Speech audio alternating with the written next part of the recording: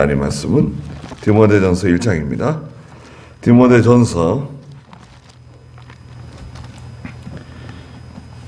1장 8절 말씀부터 보겠습니다. 네. 그러나 어떤 이가 율법을 올바르게 사용하면 그 율법이 선하다는 것을 우리가 안다. 알아야 할 것은 이것이니 율법은 의로운 자를 위하여 세워진 것이 아니라 오직 법을 어기는 자와 순종하지 않는 자와 경건하지 않는 자와 죄인과 거룩하지 않은 자와 속된 자와 아버지를 죽이는 자와 어머니를 죽이는 자와 살인하는 자와 음행하는 자와 남성 동성애자와 사람을 유괴하는 자와 거짓말하는 자와 거짓 맹세를 하는 자와 그 밖에 건전한 교훈을 거스르는 자 때문에 세워진 것이다. 이 교훈은 복되신 하나님의 영광스러운 복음을 따른 것이니 이 복음이 내게 맡겨졌다. 그랬습니다. 네, 5절에서는 명령의 목적이 있잖아요. 명령은 율법을 가르친다 그랬죠. 율법의 목적은 무엇이냐? 여기 5절에서는 첫째는 깨끗한 마음을 얻게 한다는 거죠. 네, 율법을 통해서 깨끗한 마음. 왜? 죄를 깨달으니까요.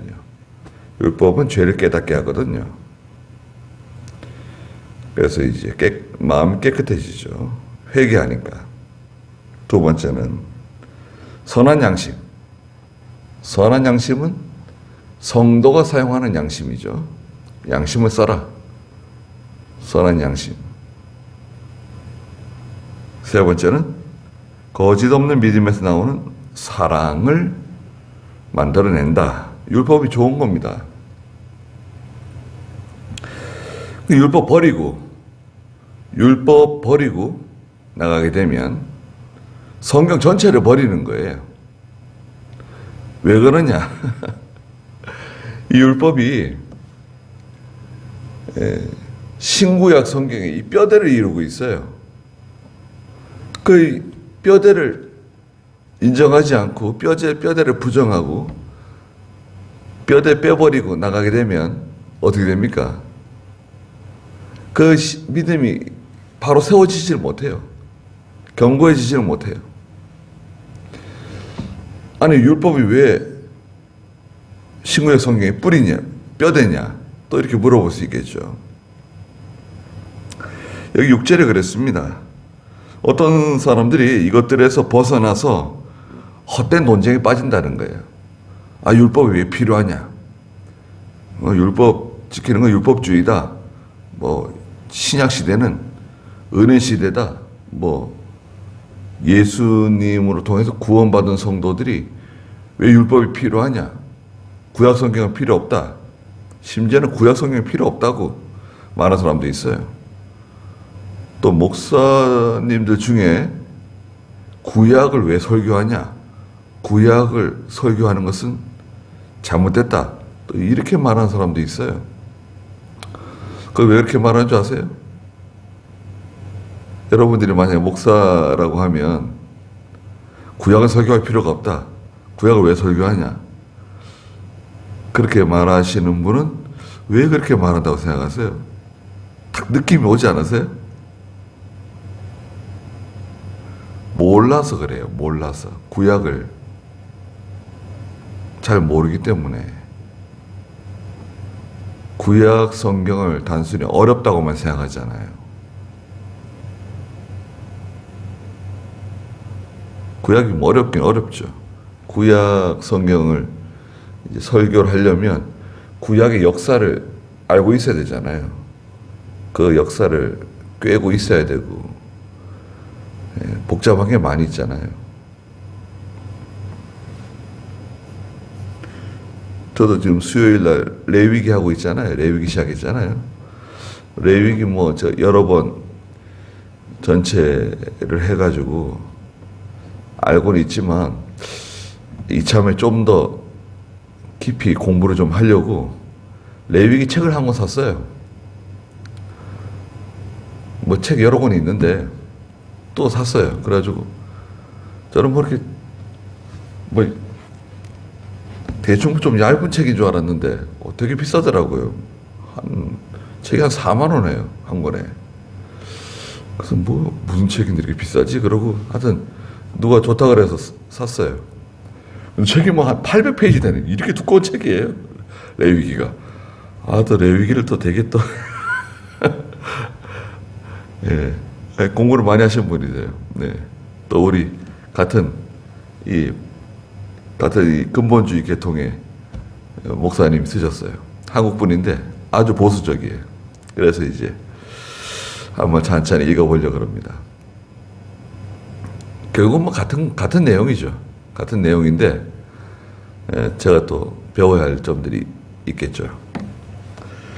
근데 이제 그 바른 신앙에서 벗어나게 되면, 율법에서 벗어나게 되면 어떻게 됩니까? 헛된 논쟁에 빠지게 되고 7절에 있는 것처럼 이 사람들은 율법의 교사가 되려 하지만 자기가 말하는 것이나 확신 있게 주장하는 것도 확신을 가지고 주장해요. 그런데 이해하지 못한다는 거예요. 주장은 하고 있는데 이해를 하지 못한다. 이 말은 뭐냐면 진리를 깨닫지 못한다는 거예요.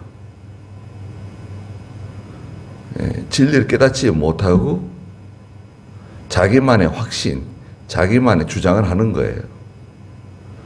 자기가 깨달은 거 가지고 말하는 게 아니라, 설교를 하더라도 강의를 하더라도 자기가 참 진정으로 깨달아 가지고 가르치고 전하면 듣는 사람이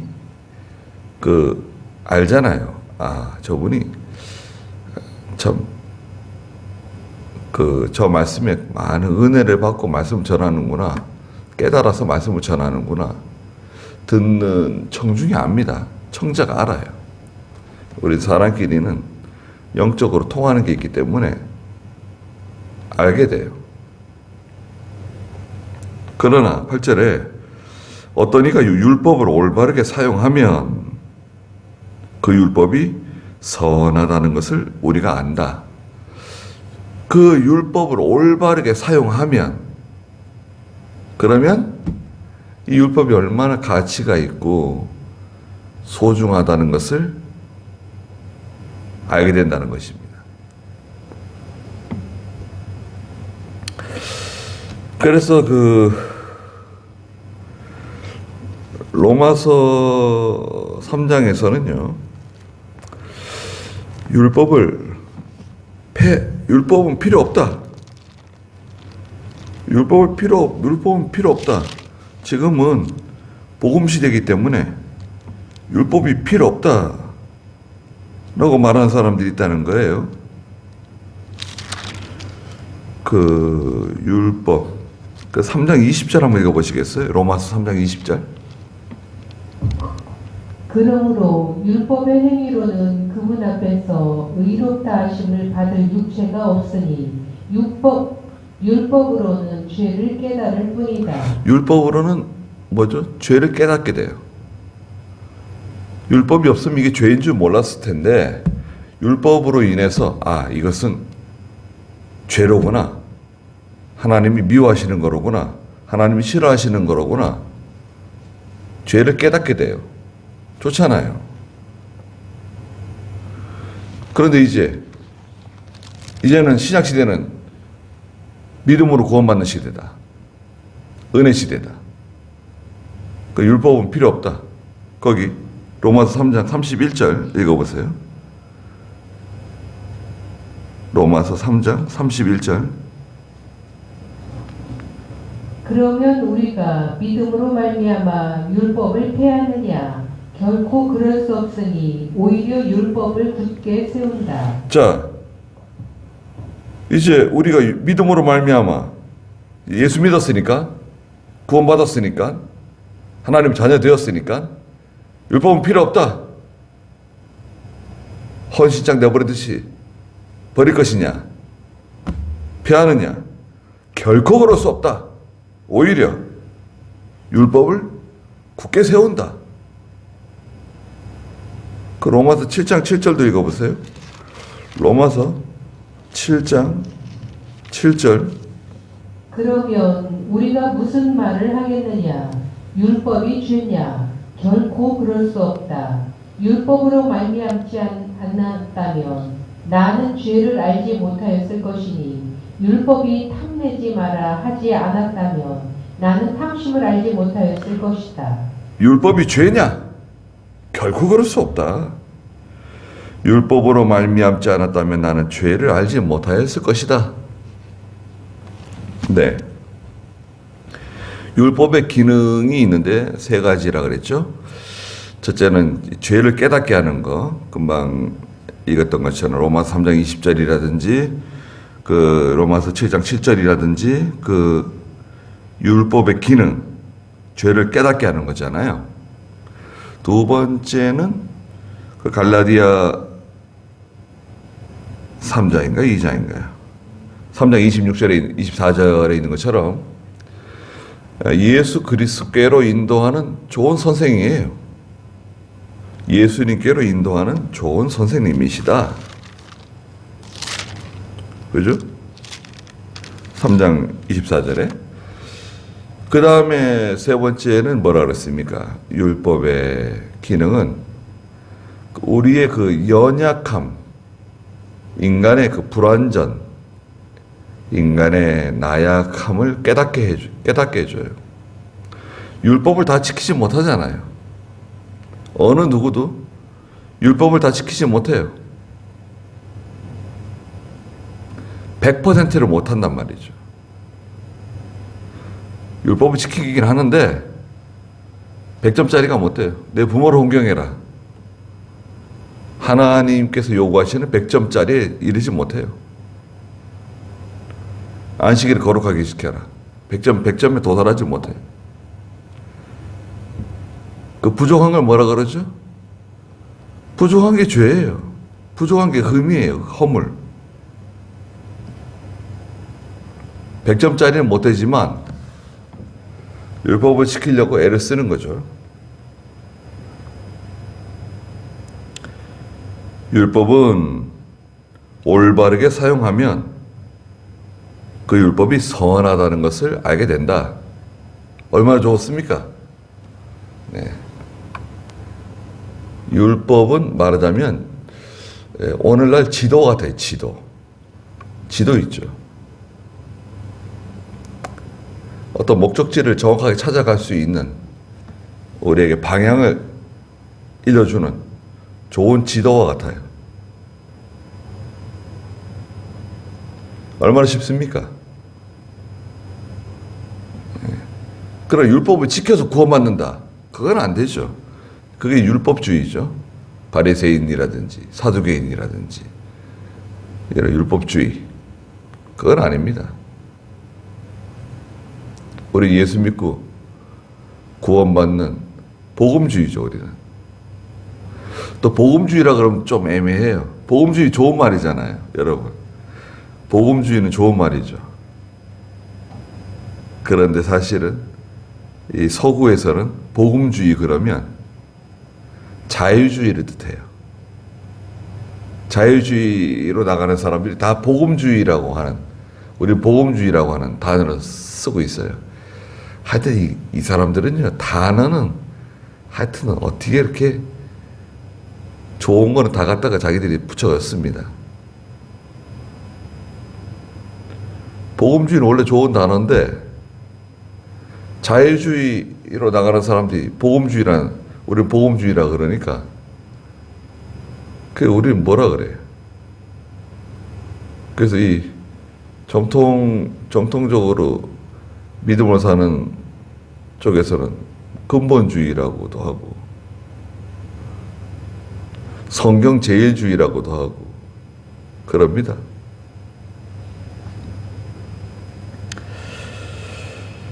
그래서 9절에 보시면 알아야 할 것은 이것이니, 알아야 할 것이 뭐냐? 첫째는 율법은 의로운 자를 위하여 세워진 것이 아니라 오직 법을 어기는 자. 네, 율법은 그 의로운 자를 위해서 세워진 것이 아니다. 적용 대상이 누구냐? 의로운 사람을 위해서 세워진 거 아니다. 그럼 누구를 위해 세워진 거냐? 첫째는 순종하지 않는 사람. 순종하지 않는 사람 불순종자라 그러죠. 순종하지 않으면 잘 안 됩니다. 순종이 어떻게 보면 어리석은 것처럼 보이지만 절대 그렇지 않습니다. 가정에서 자녀들이 아버지 어머니 말을 순종하지 않는다고 생각해 보세요. 그럼 어떻게 될까요? 어릴 때도 순종하지 않고, 중고등학교 다닐 때도 순종하지 않고, 커서도 순종하지 않고. 그럼 어떻게 될까요? 잘 안 됩니다. 왜? 집에서 부모 말씀을 순종하지 않는 사람이 학교에 가서 선생님의 말을 듣습니까? 그 사람이 직장에 나가서 상사들의 말을 들어요? 결국 이제 문제를 일으키게 돼 있습니다. 순종하지 않는 사람. 뭐 교회에서는 말할 것도 없죠. 성도에게는 순종이 생명이에요. 두 번째는 경건하지 않은 사람. 불경건자. 경건은 뭔가요? 자기를 지켜. 새 속에 물들지 않는 신앙. 하나님 앞에 서서 바로 하고, 사람 앞에 서서 바로 하고. 이 새 속에 물들지 않는 신앙. 이거 참 쉽지 않습니다. 욕심을 버려야 돼요. 경건하려면. 경건은 금욕주의가 아닙니다. 경건하게 살기 위해서 결혼하지 말아야 되고, 고기도 먹지 말아야 되고, 그 자꾸 갖다 붙이면 안 돼요. 경건은 금욕주의가 아닙니다. 세상과 구별된 삶을 산다 그래가지고 금욕주의 아니에요. 예수 믿는 사람은 금욕주의가 아닙니다. 욕심 부리지 말라는 거지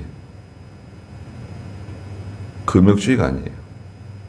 예수 믿는 사람이 좋은 집을 사는 거 그게 죄인가요? 좋은 차를 타고 다니는 거 죄 아닙니다. 물론 절제가 필요하죠. 절제를 해야 됩니다. 그러나 금욕적인 삶을 살으라고 하지 않았어요. 예수 믿는 사람이 부자가 되는 거 죄 아니에요. 열심히 일하고 절약하고 또 노력해가지고 부자가 되는 거 정상적인 겁니다. 그 하나님께 12조 생활 잘하고 믿는 일 잘하고 선교에 협력하고 또 목사님이 하는 일 잘 도와주고 결국은 자기가 잘 되는 거 아니에요. 결국은 다 자기가 잘 돼요. 자녀들은 그걸 보고 배워서 또 그 사람들도 커가지고 믿음으로 살고 이게 선순환이 되잖아요. 근데 삐딱하게 나가보세요.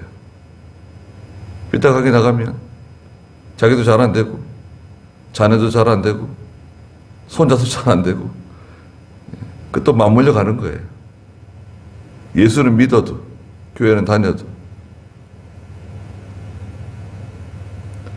세 번째는 죄인과 거룩하지 않은 자. 이게 다 같은 건데요. 거룩하지 않은 사람. 거룩이라고 하는 것은 구별된 생활하는 것입니다. 경건하고도 비슷한데요. 이것은 방탕하지 않는 생활을 말합니다. 방탕하지 않는 생활을 해야 됩니다. 절제해야 돼요, 절제. 방탕하고 행복하게 사는 거하고 기준이 모호합니다. 나는 참 행복해. 자기는 행복하게 산다 그러는데 다른 사람이 볼 때는 저 사람 아주 방탕하게 사는 사람이 있어요. 여러분 어떻게 생각하세요? 날마다 그냥 먹고 마시고 그냥 친구들하고 그냥 그렇게 생활하면서 아주 행복하게 살아요. 자기 행복하게 살아요. 다른 사람이 볼 때는 저 사람 방탕하다고 말할 수 있겠죠. 그러니까 그 방탕하고 행복이라고 하는 것은 그 기준이 모호해요. 아주 모호합니다.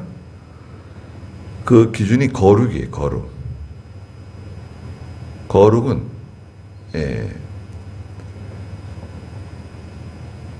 옳고 그른 것을 구별하는 선이에요.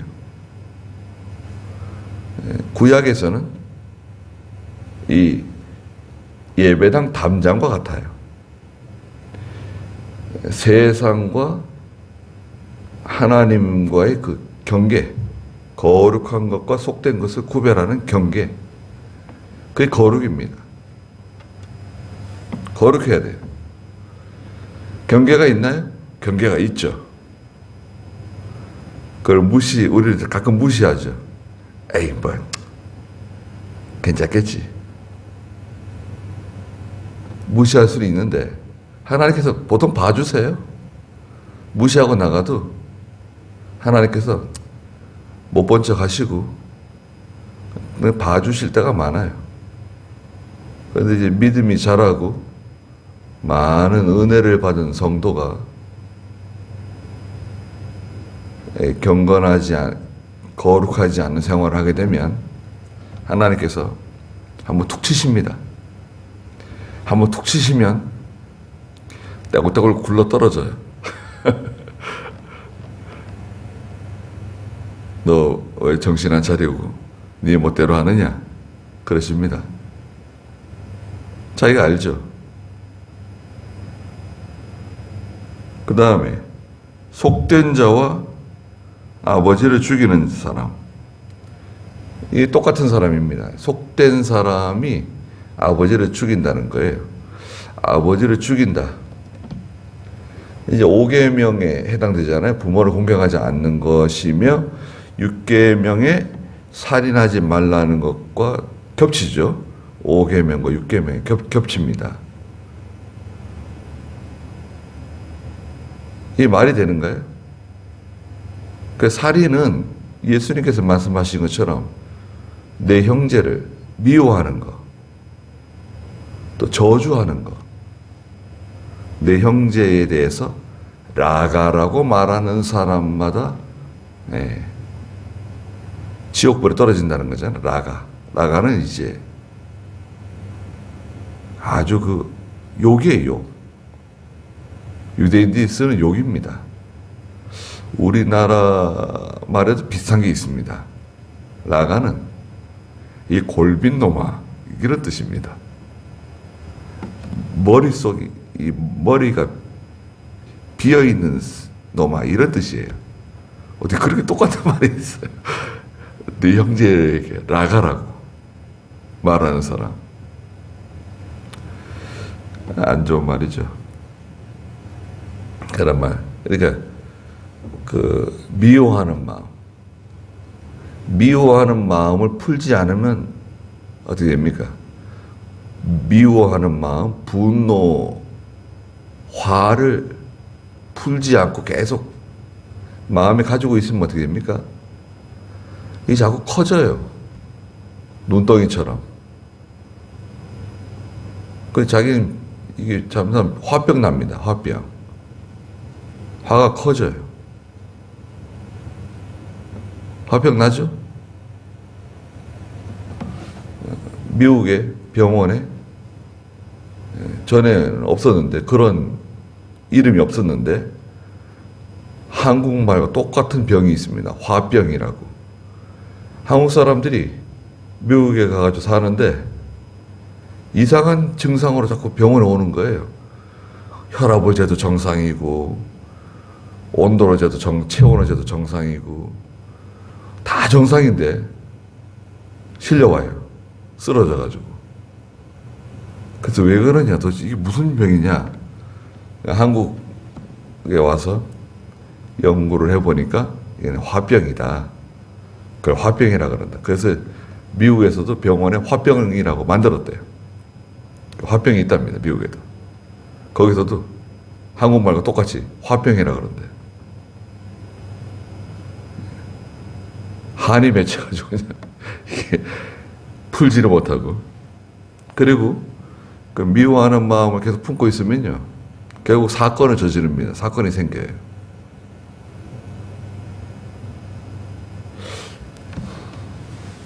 어떤 사람이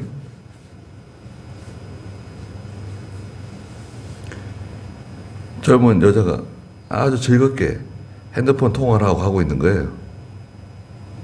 근데 자기는 고시원에서 살고 있는데 돈을 못 내가지고 몇 달째 고시원 싸우고 나왔다는 거예요.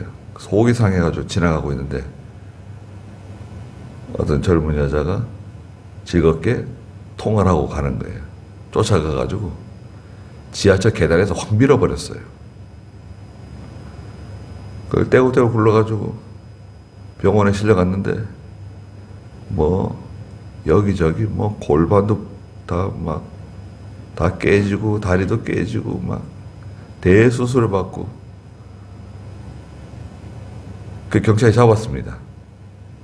한 달 만에 잡았는지. 그 나이가 60이 넘었어요. 왜 밀었냐? 나는 화가 나 있는데 자기는 좋다고 그래서 갑자기 화가 나서 밀었다는 거예요. 그런 사람들이 가끔 있잖아요. 코로나 때문에 안 그래도 신경이 날카로워 있는데 또 건드기만 해봐라 뭐 이런 식이에요.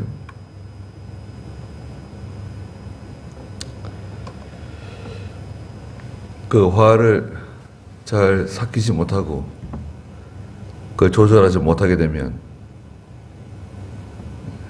그래가지고 형량이 살인 미수로 들어갔어요. 살인 미수.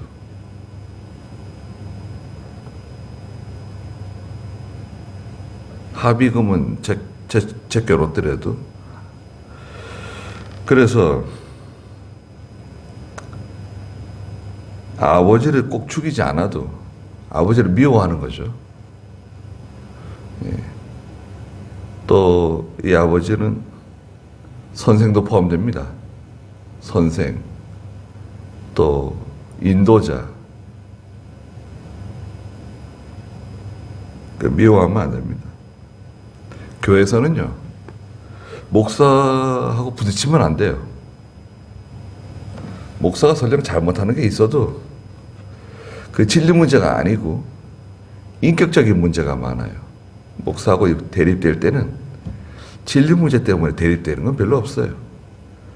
서로 이 감정적으로 틀어지는 경우 있잖아요. 목사님이 나를 무시한다. 나를 미워한다. 저 사람은 좋아하고 나는 싫어한다. 뭐 이런 것들이에요. 그래가지고 이제 이게 자꾸 쌓이다 보니까요. 자꾸 쌓이다 보니까 틀어져가지고 또 목사님의 단점이 있을 수 있어요. 그 목사에게 단점. 그 인간적으로 볼 때 단점이 있을 수 있잖아요. 사람이니까. 그게 자꾸 꼴보기 싫은 거예요. 또 저런다. 또 저런다. 자꾸 이제 그게 쌓이다 보면 미워하는 마음이 생길 수 있습니다. 왜 그런 게 없겠어요? 네. 어떤 사람은 목사의 사모 때문에 시험 드는 사람, 목사의 자녀 때문에 시험 드는 사람, 뭐 여러 가지 있어요. 많이 있습니다. 그러나 그걸 잘 해소하지 못하게 되면 문제가 될 수 있어요. 그리고 목사하고 딱 대립이 되잖아요. 대립될 것 같으면 다른 길 가는 게 좋아요. 거기서 대립하지 말고 싸우지 말고. 싸우면 하나님 기뻐하지 않으세요. 자기만 손해요. 그래서 잘 이겨내면 참 좋고, 이겨내지 못하면 큰 문제가 생길 수 있습니다. 이번에 저도 총회에 어떤 교회에 문제가 생겼는데, 그 목사님하고 저하고는 별로 사이가 좋은 관계가 아니에요. 저보다는 한참 후배세요. 그 교회가 문제가 좀 있어요. 교인이 많이 줄고, 또 교인들이 은혜를 받지 못하고, 재산은 엄청나게 많습니다. 교회 재산이 대단해요. 그래서 그 교회 어떤 여집사가, 그분도 오래된 분이에요. 그냥 그 목사님이 미운 거예요. 사모님이 미운 거예요. 나갔으면 좋겠는데 목사님이 이 재산을 먹으려고 그런다. 그 총에다가 여러 번 상소를 하고 또 여러 사람 끌어들여 가지고 또 문제를 일으켰어요. 재판을 걸고 저도 이제 재판위원 중에 하나거든요. 재판하려고 그래가지고 제가 재판국 그 카톡방이 있는데 거기다가 몇 가지 글을 올렸어요. 도대체 뭐냐? 죄목이 뭐냐? 죄목. 그 목사님의 헌법에 근거한 정확한 죄목을 대라. 그리고 나서 우리가 회의를 해야 된다. 그리고 만약에 죄목도 없는데 문제를 계속 일으키면 그 여집사도 징계받는다는 것을 미리 알려줘라. 그 교회에서는 수찬정지를 내렸대요. 수찬정지.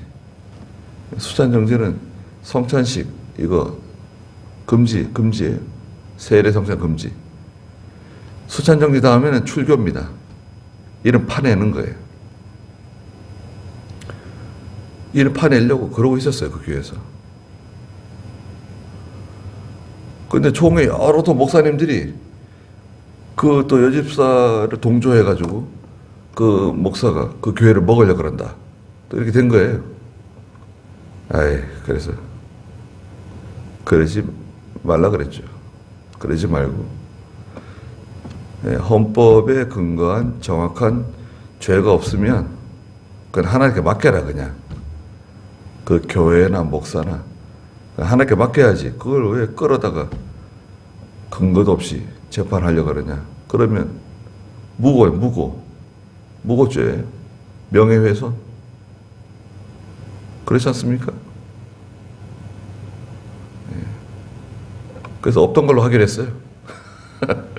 잘 됐죠, 연기. 없던 걸로 하는 거예요. 아무리 생각해봐도 다른 법이 없거든요. 어머니를 죽이는 사람, 살인하는 사람. 그래서 율법은 좋은 거예요. 신구약 성경이 이 척추뼈 같아요. 뿌리와 근거입니다. 얼마나 감사한데 그걸 버립니까? 여기까지 하죠. 기도하겠습니다. 거룩하신 하나님, 저희들에게 하나님의 명령, 율법을 주시고 또 그 계명을 통해서 저희가 죄를 깨닫고 예수 그리스도를 발견하게 해주시고 저희의 연약함과 부족한 것을 깨닫게 하시는 하나님, 은혜를 감사합니다. 항상 겸손해서 하나님 앞에서 경건하며 거룩하며 늘 순종하는 생활하게 해주시고 믿음으로 살 수 있도록 하나님께서 저희들이 은혜를 내려 주시옵소서. 귀한 하루 주시고 또 건강을 주신 하나님, 오늘도 저희들을 지켜주시고 저희들을 보호해 주시옵소서. 예수님의 이름으로 기도드리옵나이다. 아멘. 네, 자, 이렇게 기도하다가 돌아가겠습니다.